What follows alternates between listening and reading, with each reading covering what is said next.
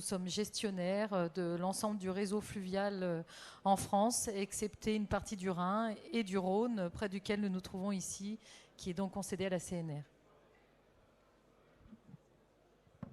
Bonjour, David Guerrero, je suis chercheur à l'université Gustave Eiffel. Je travaille sur des sujets en lien avec les transports de marchandises et notamment sur les ports et les transports maritimes. Et ces dernières années, je me suis intéressé à la transition énergétique dans les transports maritimes. Donc ça fait une petite expérience de 2-3 ans. Donc je ne sais pas tout, mais j'essaierai d'apporter mon éclairage. Merci. Bonjour à toutes et à tous, je suis Éric Delobel. Je suis le directeur technique de Vinci Airports et je suis le référent hydrogène pour Vinci Concessions. Donc Vinci Concessions, c'est le pôle concession du groupe Vinci. On est leader dans la mobilité, dans les infrastructures de mobilité, à la fois évidemment terrestres, ferrées et aériennes. Et donc je m'occupe de la partie technique sur la partie aéroportuaire et l'hydrogène pour l'ensemble du périmètre. Merci beaucoup.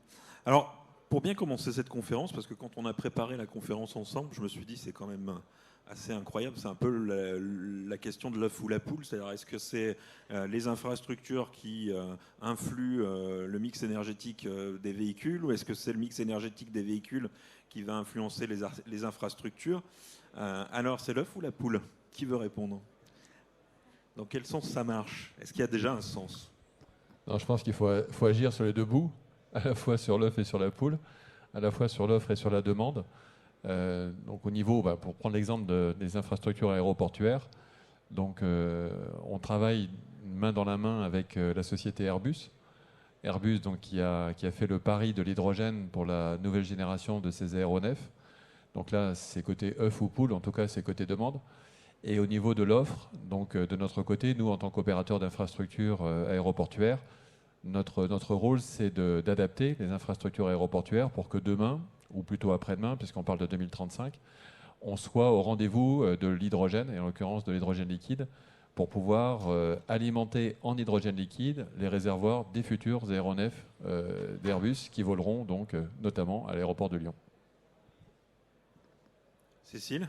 Oui, alors donc pour la partie fluviale, effectivement, nous sommes responsables également de l'aménagement du territoire le long du domaine public fluvial, donc de mettre en place tout le réseau de stations qui permettra d'alimenter les futurs bateaux.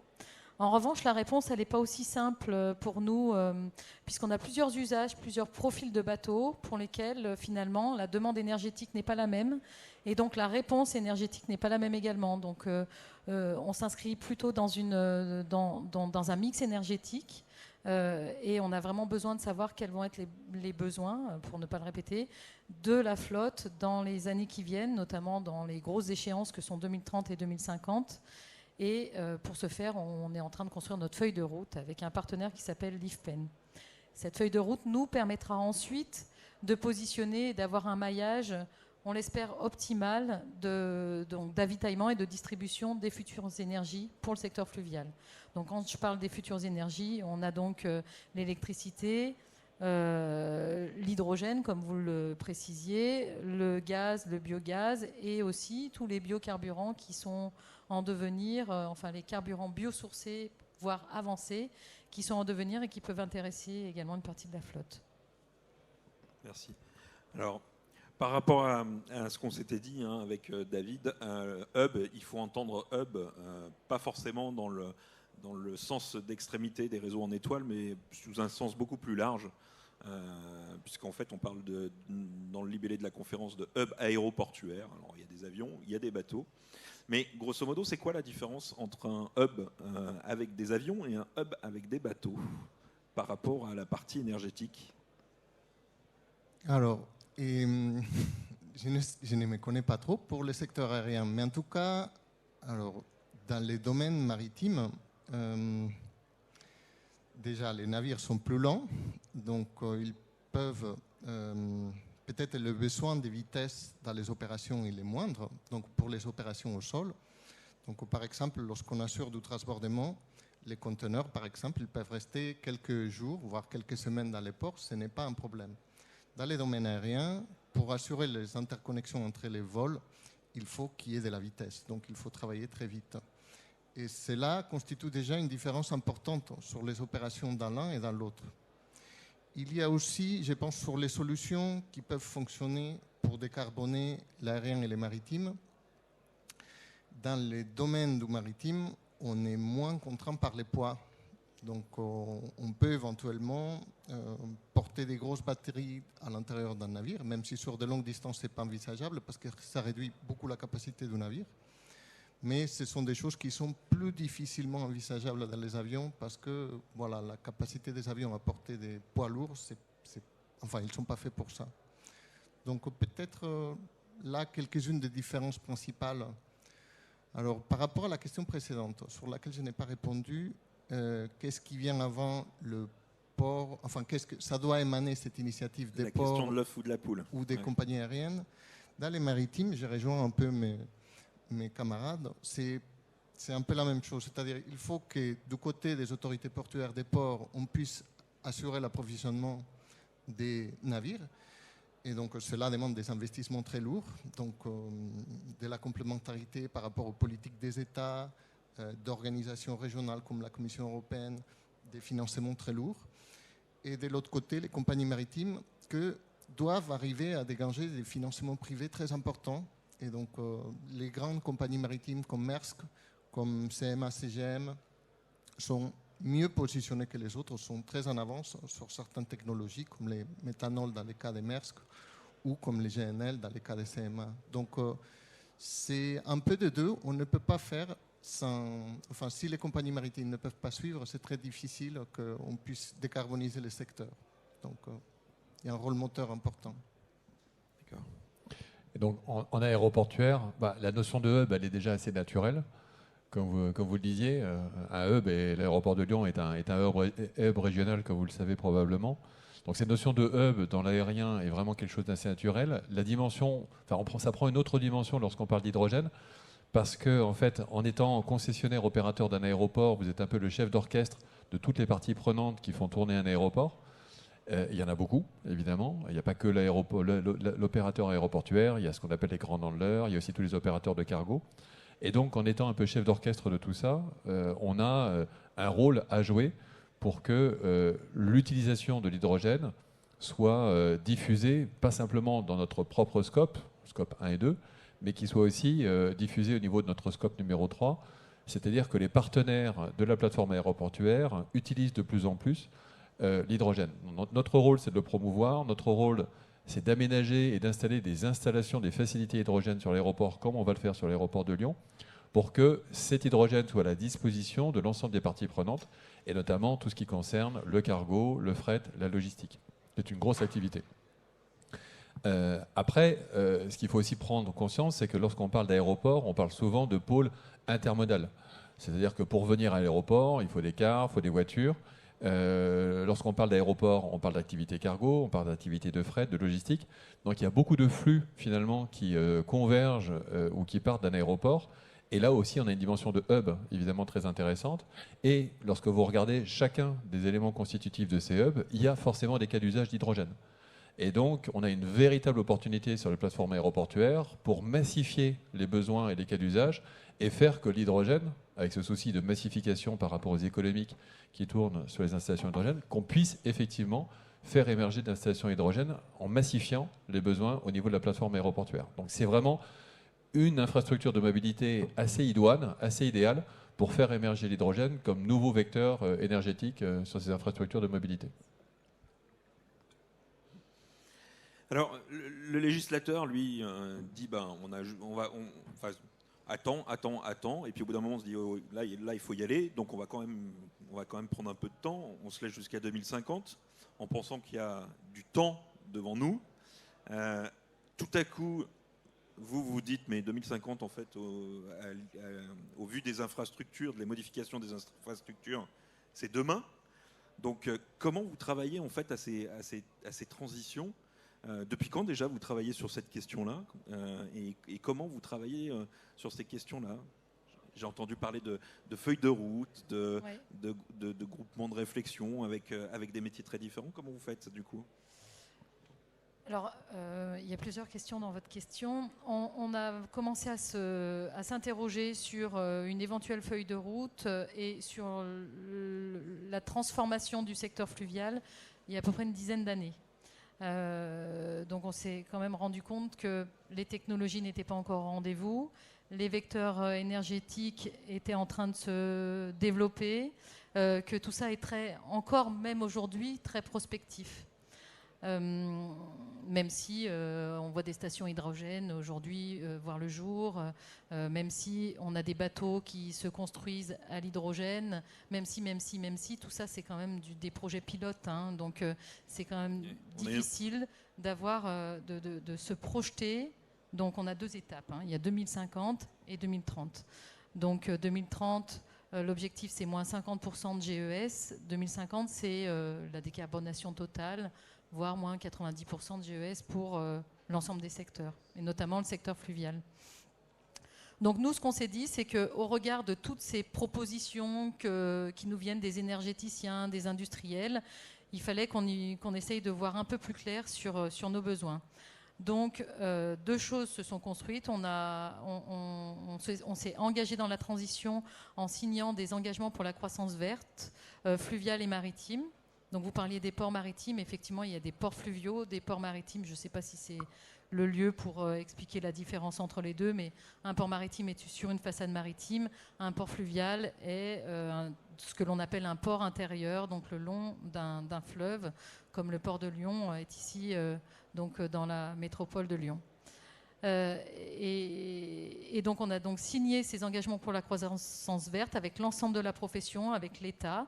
Et à l'intérieur de ces engagements, on a donc l'engagement de produire des projets pilotes, à la fois de stations et de bateaux, de mettre en place des stations de recharge et de charge électrique. Donc ça, c'est le premier step. Et ensuite, de construire cette fameuse feuille de route. Donc la feuille de route, c'est quels vont être les besoins énergétiques de la flotte fluviale nationale et quelles réponses nous, en tant qu'aménageurs, on doit apporter à ces besoins-là. Donc la feuille de route, elle sera disponible en plusieurs étapes selon les différents bassins, puisqu'on gère 7 bassins.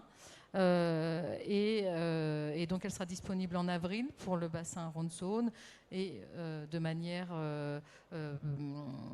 sur plusieurs mois pour les autres bassins jusqu'à l'année prochaine. Dans ces groupes, l'animateur, c'est toujours celui qui détient les infrastructures ou ça peut changer? Alors excusez-moi, je poursuis. Donc l'animateur chez nous, c'est quand même l'État. Hein. Donc voilà, l'État. Okay. Donc nous sommes sous la tutelle du ministère de la Transition écologique. Donc voilà, c'est la direction des transports qui gère le réseau des voies navigables et la direction des affaires maritimes pour le transport maritime. D'accord. Et vous, c'est vous qui animez le groupe de travail, si j'ai compris, hein, c'est ça? Ouais. On est concessionnaire pour le compte soit de l'État, soit de collectivités territoriales, ça dépend, parce qu'on opère 52 aéroports dans le monde, donc les schémas sont assez différents d'un aéroport à l'autre. Certains, on est propriétaire d'aéroports. Par exemple, l'aéroport de Gatwick à Londres, on est propriétaire, donc là on fait vraiment ce qu'on veut, donc on a une grande liberté.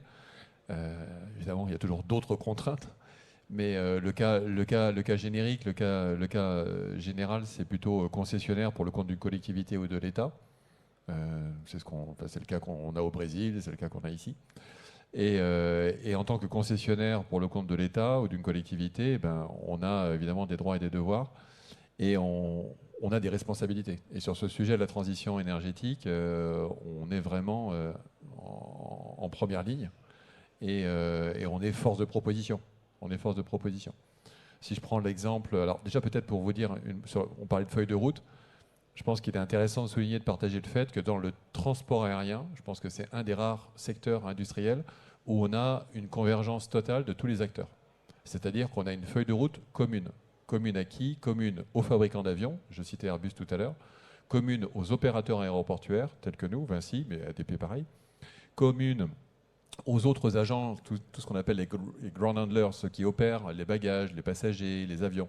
Pareil, même feuille de route. Donc tous les acteurs du transport aérien ont une vision commune qui aboutit évidemment au zéro émission nette en 2050. Et pour tous, la transition énergétique dans le transport aérien est vitale. Si on ne décarbone pas le transport aérien, il n'y aura plus de transport aérien.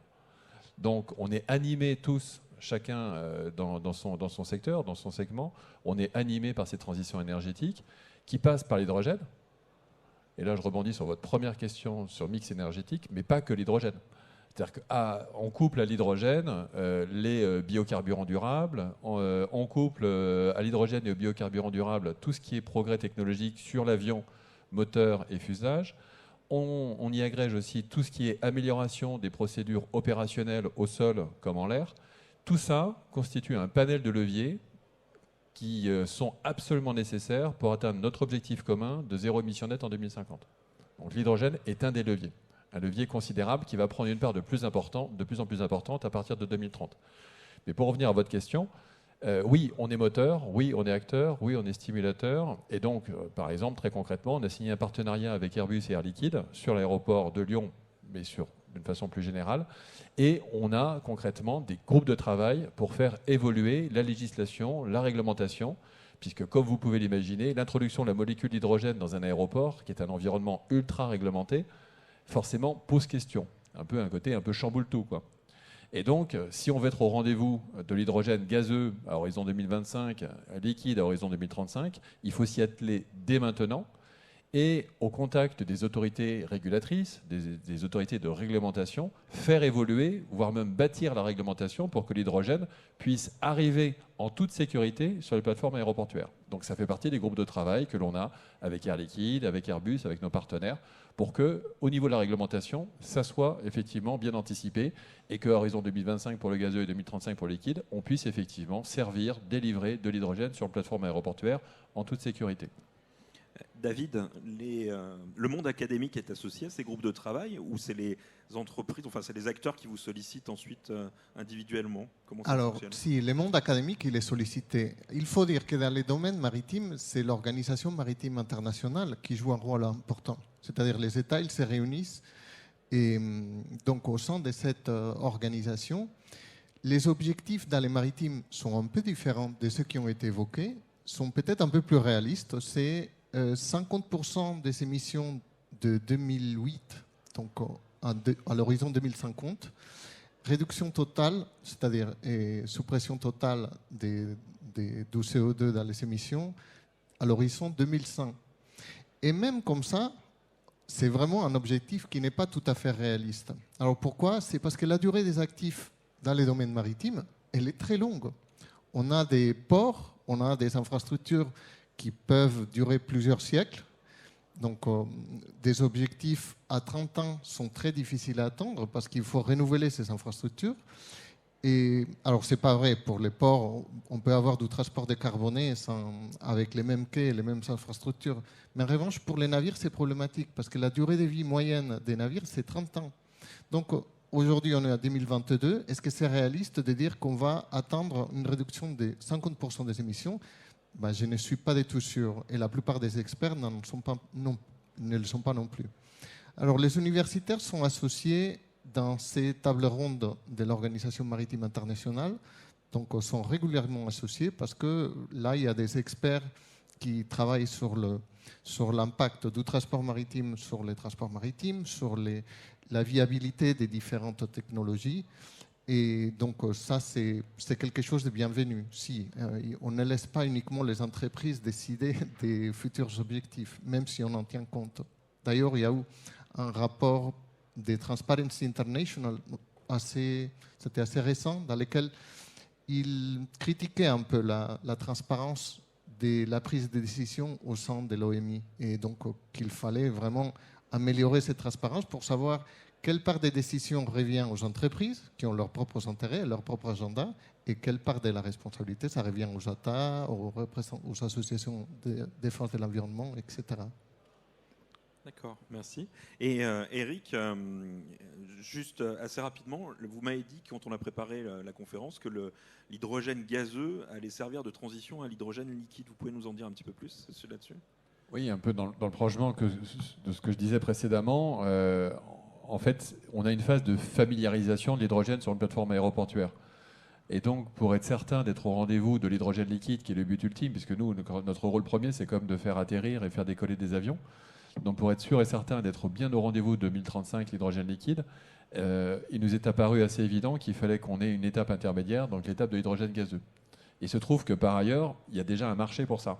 C'est-à-dire qu'il y a déjà des off-takers, des gens qui sont là, autour de l'aéroport ou sur l'aéroport, qui pourraient très bien prendre et utiliser l'hydrogène comme source d'énergie. Je pense principalement à la mobilité lourde, donc liée aux activités de cargo, de fret, de logistique.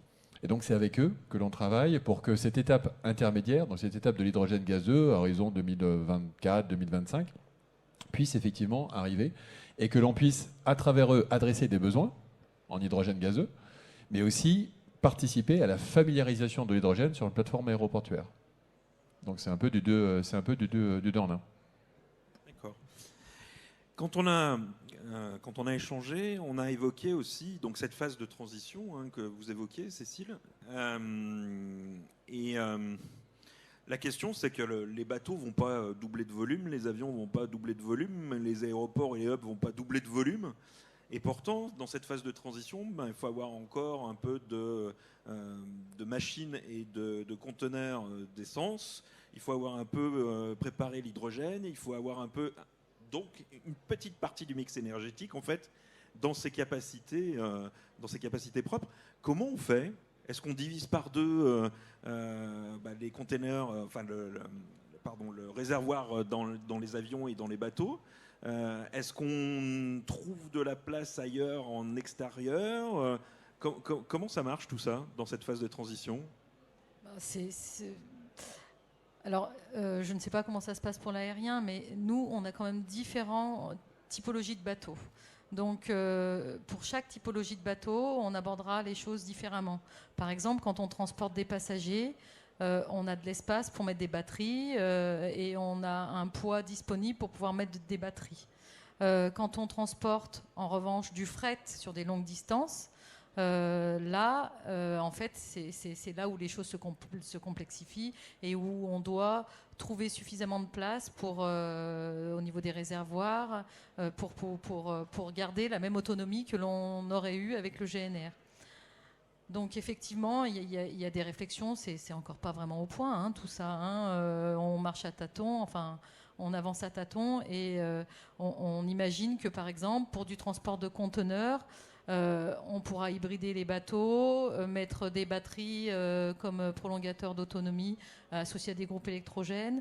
On pourra peut-être hybrider aussi des batteries avec du gaz. Enfin voilà, aujourd'hui ces bateaux ne sont pas en fonctionnement, soyons clairs. Tout ça n'est qu'au stade de l'étude. En plus, ce qu'on n'a pas évoqué encore aujourd'hui, c'est l'analyse de cycle de vie de tous ces zinzins-là et des rendements aussi à la fois de la production du vecteur énergétique et de sa transformation à bord pour produire de l'électricité. Nous, c'est ce qu'on essaye de prendre en considération dans notre feuille de route. Donc ça complexifie aussi la rédaction de la feuille de route, puisqu'on se pose la question du rendement énergétique et de l'analyse de cycle de vie de la chaîne complète, du puits à l'échappement ou à l'hélice, comme on dirait dans notre jargon, du bateau. Donc voilà, enfin, suivant les usages, effectivement, on ne va pas adresser la même réponse. On a des usages très simples pour lesquels l'électricité sera une réponse pertinente. Et après, on a des usages un peu plus compliqués pour lesquels on va adresser peut-être plutôt du bio-GNV, de l'hydrogène. Alors aujourd'hui, on ne travaille que sur la solution gazeuse, l'hydrogène gazeux, puisque l'hydrogène liquide, c'est également un hydrogène qui est en étude. Et j'attends de voir quels sont les rendements de cet hydrogène-là. On s'intéresse aussi à tous les carburants, carburants biosourcés. On m'a dit de ne pas dire biocarburant parce que ça pouvait sous-entendre qu'on utilisait des terres agricoles et donc du colza, etc. Donc il faut le nommer carburant biosourcé. Donc on réfléchit aussi à cette question-là, mais la question là, du carburant biosourcé, qui est quand même une solution hyper simple pour nous, ce carburant biosourcé comme le HVO, donc des huiles de friture ou des huiles de vidange, c'est moins 90% de CO2. Donc à part la problématique des NOx et des particules dans les villes, on a réglé notre problème de GES 2050. Sauf qu'est-ce qu'il y en aura pour tout le monde? Ça, c'est la question. Est-ce que l'aérien a dans sa feuille de route l'utilisation de ces carburants-là pour les avions? Si c'est le cas, vous êtes quand même un gros consommateur. Nous, on ne représente que 1 TWh an. Est-ce qu'on en aura pour nous? Voilà, nous aujourd'hui, c'est pour ça qu'on fait cette feuille de route, parce qu'on veut également savoir quelle réponse va nous être adressée par les énergéticiens et par la DGEC, par l'État, dans sa feuille de route nationale. Alors, vous m'avez dit aussi que ça modifie un petit peu la conception des bateaux, parce que certaines fois, le réservoir remonte sur le pont pour gagner un peu de place. Ah oui, alors j'ai pas exactement dit ça, mais parmi les projets donc pilotes qui vont répondre aux besoins futurs par typologie de flotte, on imagine effectivement, pour gagner de la place, de switcher des conteneurs, vous voyez, des conteneurs dans lesquels vous avez le vecteur énergétique, l'hydrogène, les batteries, et dans l'autre, quand c'est l'hydrogène, vous avez la pile à combustible, par exemple. Donc, au lieu, c'est vrai que dans ce cas-là, le modèle pourrait être un peu différent, parce que on a des hubs portuaires. Donc, dans les hubs portuaires, on pourrait s'avitailler à la pompe du port. Mais on pourrait aussi avitailler des conteneurs qui seraient chargés effectivement en hydrogène, en biogaz, en pile à combustible, en batterie chargée. Voilà, et qu'on mettrait sur les ponts des bateaux, ce qui permet de gagner de la place dans la salle des machines. Et puis en plus, ce qui permet, donc, comme vous le disiez tout à l'heure, il y a cette complexité de la réglementation, c'est-à-dire on veut mettre de l'hydrogène, mais encore faut-il pouvoir le mettre dans les bateaux, et puis pouvoir le mettre de façon sécurisée, en respectant les règles. Donc nous, c'est les règles de l'Estrine. La solution de mettre cet hydrogène sur le ponton du bateau, ça nous permet aussi de nous exonérer de toutes les règles qui vont régir l'intégration de ces piles à combustible et d'hydrogène dans les cales du bateau, enfin dans la salle des machines des bateaux. Donc c'est une solution qui est étudiée aujourd'hui en Hollande et qui est testée en Hollande qu'avec les batteries. D'accord. Alors ça s'imagine assez aisément sur un bateau, mais sur un avion, on ne va pas mettre le réservoir sur les ailes ou sur la queue. Comment, du coup, vous abordez ce problème-là, vous? Alors, nous, on le sous-traite à Airbus, déjà. Oui. C'est plus raisonnable. Alors, la problématique, c'est qu'effectivement, il faut pas que ça soit la révolution dans l'architecture de l'avion. Parce que si demain, il y avait des avions 2 fois plus gros, il faudrait revoir tous les aéroports. C'est juste pas possible. Donc, c'est pour ça qu'il faut qu'on travaille très étroitement entre le manufacturier d'avions et l'opérateur aéroportuaire, qui aussi a en charge le développement de l'infrastructure sur plusieurs dizaines d'années, pour qu'il y ait toujours une compatibilité stérique entre l'infrastructure et l'avion.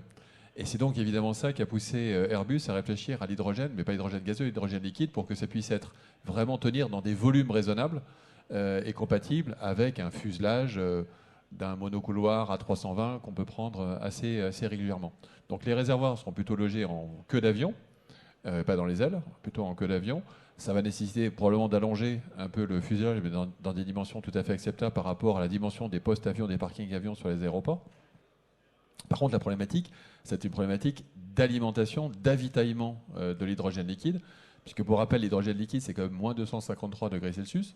Et donc, on a des problématiques de cryogénie pour pouvoir avitailler le réservoir du futur aéronef avec de l'hydrogène à moins 253 degrés Celsius, avec un enjeu de non-vaporisation, évidemment, de cet hydrogène, puisque dans ces cas-là, le rendement n'y serait pas, et le bilan économique non plus.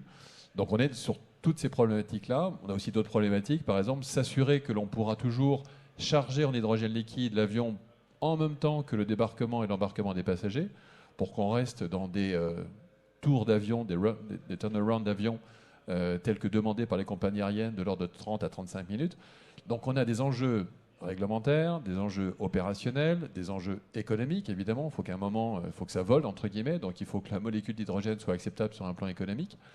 Et donc c'est ça qu'on regarde. Alors pour revenir sur votre question sur le mix énergétique, oui, on va vivre pendant probablement plusieurs dizaines d'années avec plusieurs sources d'énergie sur l'aéroport.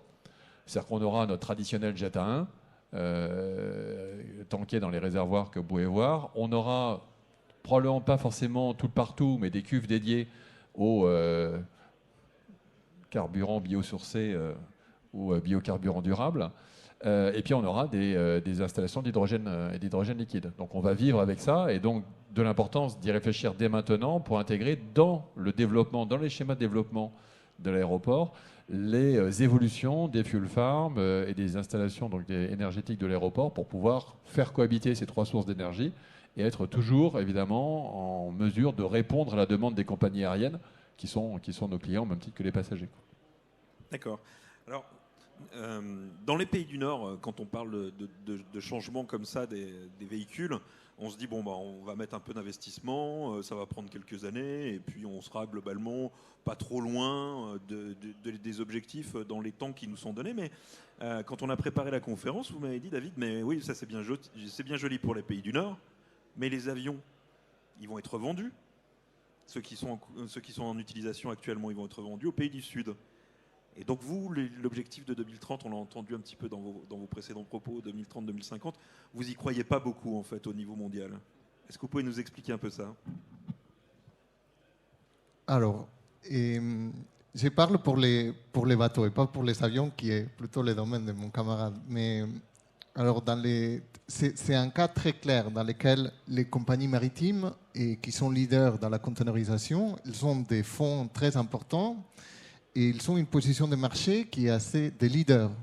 Donc ils sont très bien positionnés. Déjà, ils font des bénéfices considérables ces dernières années. Donc ils ont des ressources très importantes pour mener cette transition qui très probablement va les mettre dans une position encore plus dominante. Alors se pose la question de toutes les petites entreprises, aussi des compagnies maritimes des pays en développement qui n'auront pas ces moyens-là.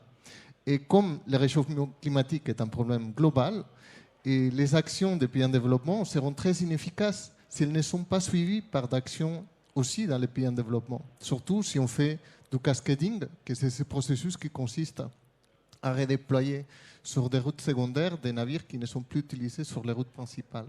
Donc là-dedans, il y a un enjeu important. Et puis si je me permets, puisque j'ai la parole, il y a aussi un autre enjeu qui est très important pour assurer la transition énergétique, c'est on aura besoin des produits pétroliers pour les 50 prochaines années. Et c'est très important que ces produits pétroliers soient disponibles pour que nos économies puissent continuer à fonctionner.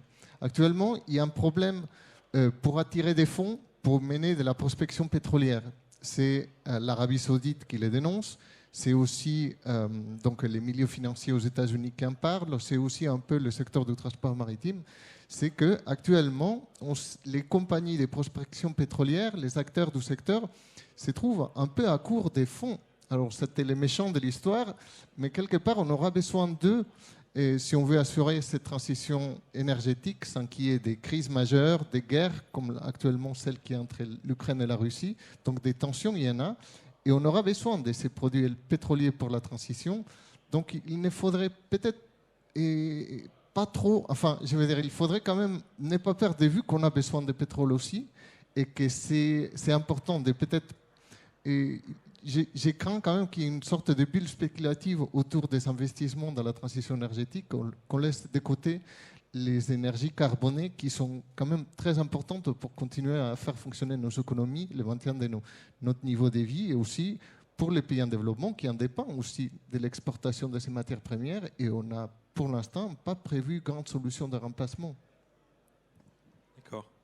Alors Cécile, quand on a échangé sur le sujet des carburants décarbonés, vous m'avez aussi indiqué que c'est intéressant d'avoir ces carburants. Le problème, c'est que si on les met dans des camions pour les amener au hub qui fonctionnent au diesel, en fait, on ne gagne pas grand-chose. Moi, je l'ai entendu comme ça, pardon. C'est pas vous qui me l'avez dit, c'est moi qui l'ai entendu comme ça. Je force le trait à dessein. Et du coup, vous avez expliqué qu'on pouvait aussi utiliser les voies navigables pour apporter les carburants décarbonés. Et du coup, pour pousser le trait jusqu'au bout, à quel moment on ne peut pas imaginer d'intégrer les solutions de production de ces énergies décarbonées au cœur des hubs? Comment tout ça va se réorganiser en fait? Comment vous voyez ça? Alors, on est toujours dans de la prospective. Bien sûr.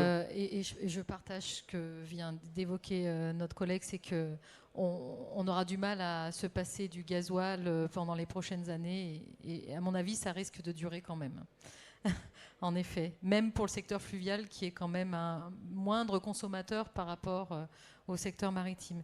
Oui, ce que je vous disais, c'est que effectivement, pour nous, alors Voies navigables de France, le développement de cette transition énergétique, elle a double intérêt. Elle a donc l'intérêt de nous accompagner et de nous pousser à décarboner nos activités, mais elle présente aussi l'intérêt de pouvoir positionner le transport fluvial, qui est un transport massifié, pour donc transporter à la fois les matières premières qui permettront de produire les énergies, les nouveaux vecteurs énergétiques, et également les voies navigables peuvent servir de transport des vecteurs énergétiques finis. C'est-à-dire, pour faire simple, on pourrait transporter des matières organiques pour produire des carburants biosourcés. On pourrait en retour transporter ces carburants biosourcés dans les villes, dans l'Interland, par exemple arriver à Lyon, puis ensuite être dispatché vers des hubs aéroportuaires. Donc voilà, nous, on a vraiment ce double intérêt-là pour le secteur fluvial. Parce qu'il faut quand même réfléchir à la manière dont on va distribuer ces carburants-là. C'est quand même très très important. Bien sûr. Et Eric, du coup, alors on peut imaginer demain un électrolyseur au milieu d'un aéroport ? C'est complètement l'objectif. Nous, notre approche, c'est d'équiper les plateformes aéroportuaires avec leurs propres installations de production, compression, stockage, distribution d'hydrogène. C'est ça notre angle. Et c'est d'autant plus pertinent lorsqu'on parle de volume de plusieurs tonnes ou dizaines de tonnes par jour, puisque à terme, c'est ça l'échelle de grandeur. Alors là, je parle de la phase liquide. Non, et nous, c'est vraiment notre approche, quoi. Mais toujours dans ce souci, évidemment, de massification, puisque à la fin de l'histoire, c'est quand même les économiques qui vont parler. Aujourd'hui, lorsque vous regardez la mobilité lourde, le transport camionné, si vous n'êtes pas aux alentours de 5, 6, aux alentours de 6 € du kilo d'hydrogène, vous n'êtes pas compétitif. Et donc, les transporteurs vous disent, c'est super, mais moi, ça ne tourne pas. Donc, il faut, avec l'ensemble des acteurs de la filière hydrogène, qu'on arrive effectivement à la fois conjuguer le local et aussi la massification pour in fine, avoir un prix de la molécule économiquement compétitif, quoi. Et vous l'avez un petit peu abordé, mais du coup, on peut imaginer aussi que les hubs fournissent en énergie décarbonée l'écosystème qu'il y a autour d'eux, c'est-à-dire, je sais pas, des entreprises qui seraient installées en périphérie, qui auraient des camions. C'est la beauté des infrastructures de mobilité. Les infrastructures de mobilité, c'est encore plus vrai lorsqu'on est sur des infrastructures un peu patatoïdales, comme un aéroport, donc pas des ouvrages linéaires. Donc on concentre en fait vraiment un écosystème très fort. Enfin, on est à Lyon, j'imagine qu'il y a beaucoup de personnes de Lyon dans la salle. C'est le cas à l'aéroport de Lyon. Autour de l'aéroport de Lyon, vous avez un écosystème très fort. Et donc la vocation évidemment de la plateforme aéroportuaire de Lyon, c'est de servir aussi les besoins de cet écosystème donc exogène à l'aéroport. C'est bien sûr ça aussi. Donc ça fait partie quelque part d'un scope 3 finalement un peu éloigné, un scope 3+. Et c'est ce sur quoi on réfléchit d'ores et déjà, évidemment, quoi.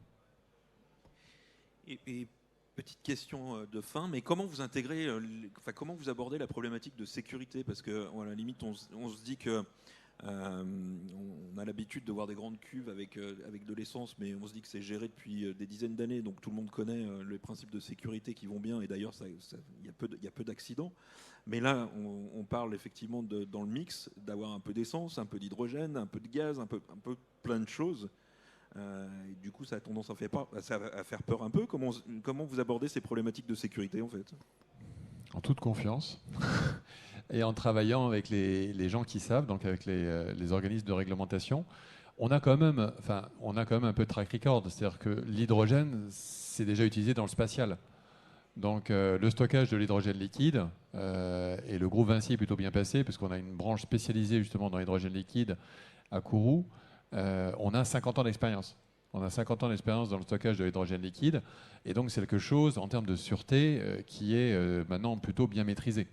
Après, il faut introduire ces pratiques, cette expérience, cette expertise dans un contexte aéroportuaire, comme je l'évoquais tout à l'heure, et donc trouver la réglementation qui va permettre de rendre compatible, sur un plan notamment sécurité, l'arrivée de cette molécule d'hydrogène. Mais le stockage de l'hydrogène en tant que tel, et notamment le stockage de l'hydrogène liquide, est quelque chose qui est plutôt bien maîtrisé, puisque déjà utilisé depuis des dizaines d'années pour alimenter les lanceurs des fusées. Donc ça, on est plutôt serein sur le sujet. Maintenant, c'est la compatibilité entre le domaine aéroportuaire et l'arrivée au sein de ce domaine aéroportuaire d'une unité de stockage d'hydrogène liquide. Et dans tous vos témoignages, on a compris ça, en fait, qu'il y a que vous travaillez main dans la main avec le législateur, c'est-à-dire que le législateur est à la fois favorise les choses et en même temps profite de votre expérience, de vos compétences pour normer un peu les choses, pour justement garantir un peu de sécurité et puis que tout fonctionne dans le même sens. Pas un peu, beaucoup. Cécile, vous aussi, vous avez cette... Oui, c'est effectivement, par exemple, pour les bateaux hydrogène. Donc, il y en a 2 aujourd'hui qui vont être mis à l'eau sur les voies navigables, un en Allemagne et un en France. Et ces 2 projets pilotes aident finalement l'État à construire et à accompagner la réglementation, enfin les contraintes réglementaires européennes, puisqu'en fait, on dépend d'une réglementation qui est européenne, pas uniquement française. Pour reprendre l'exemple de la cohabitation des énergies, vous avez parlé donc du hub portuaire de Lyon.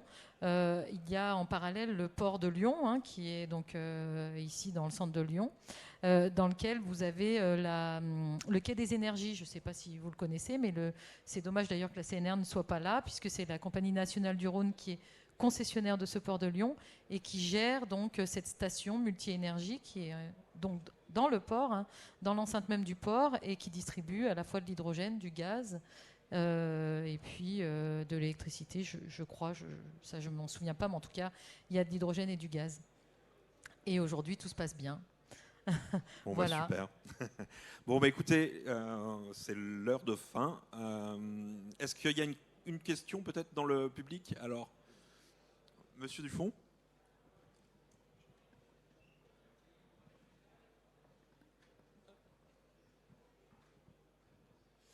Bonjour, donc c'est une question pour Monsieur Delobel. Vous avez parlé d'hydrogène gazeux, liquide, biocarburant avec on va dire, toutes les problématiques que l'on peut connaître par rapport à ces nouveaux fuels. Quelle est votre position par rapport à un autre fuel dont on parle qui est on va dire du e-fuel, donc produit à partir d'hydrogène, notamment le SAF, Sustainable Aviation Fuel. Donc ça c'était ma première question. Et la deuxième question, on parle beaucoup beaucoup de problématiques réglementaires, toutes les problématiques liées à ces nouveaux fuels.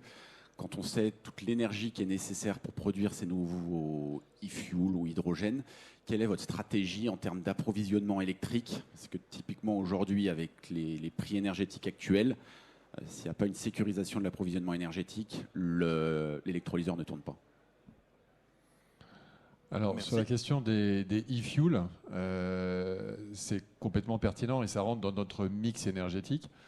La beauté du truc, c'est que les e-fuels, c'est du CO2 et de l'hydrogène. Donc le CO2, on est là justement pour l'utiliser, donc le capturer et l'utiliser. Donc oui, c'est complètement dans notre feuille de route d'intégrer aussi dans notre mix énergétique les e-fuels ou les fuels synthétiques. Et sur la production de l'électron, puisqu'évidemment on veut que ça soit l'électron le plus vert possible, on a une stratégie de développement massif de panneaux photovoltaïques sur nos aéroports. Alors ça ne fera pas forcément tout, mais en tout cas notre objectif c'est de maximiser la part en fait, de cet électron issu de la production photovoltaïque pour alimenter les installations d'hydrogène et notamment l'électrolyseur. Merci beaucoup. Alors, je suis désolé, on n'a pas le temps de prendre d'autres questions dans le public, mais je vous invite à venir échanger avec les intervenants à la fin de cette conférence. Et là, vous aurez tout le temps de leur poser les questions. Merci beaucoup à vous pour être venus assister à cette conférence. Et merci à nos intervenants pour leur témoignage. Merci beaucoup. Merci.